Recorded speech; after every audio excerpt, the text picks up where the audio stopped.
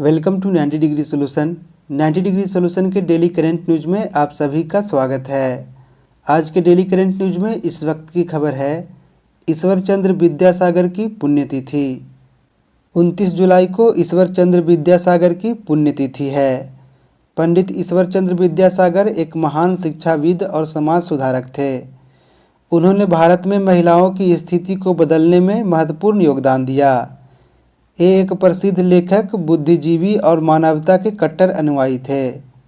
चलिए जान लेते हैं ईश्वर चंद्र विद्यासागर के बारे में। इनका जन्म 26 सितंबर 1820 को बिरसिंघा गांव, वर्तमान में मिदनापुर जिला, पश्चिम बंगाल में एक निर्धन परिवार में हुआ था। इनका वास्तविक नाम ईश्वर चंद्र बंदोपाध्याय था। वह अंग्रेजी साहित्य में पढ़े थे और पश्चिमी विचारों से प्रभावित थे। इनके द्वारा किए गए सामाजिक सुधारों की बात करें तो इन्होंने हिंदू रूढ़िवाद को चुनौती देकर विधवा पुनर्विवाह तथा महिला शिक्षा हेतु प्रयास किए।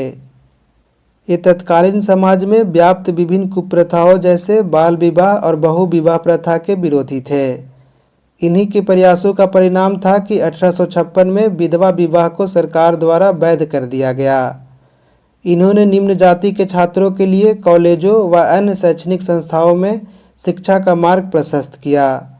इनकी विशाल उदारता और सहृदयता के कारण लोग इन्हें दयासागर कहते थे।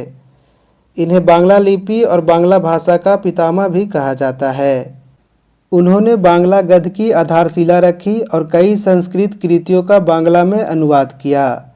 उन्होंने 1839 में संस्कृत में एक प्रतियोगिता परीक्षण ज्ञान में भाग लिया और विद्यासागर की उपाधि अर्जित की, जिसका अर्थ है ज्ञान का महासागर।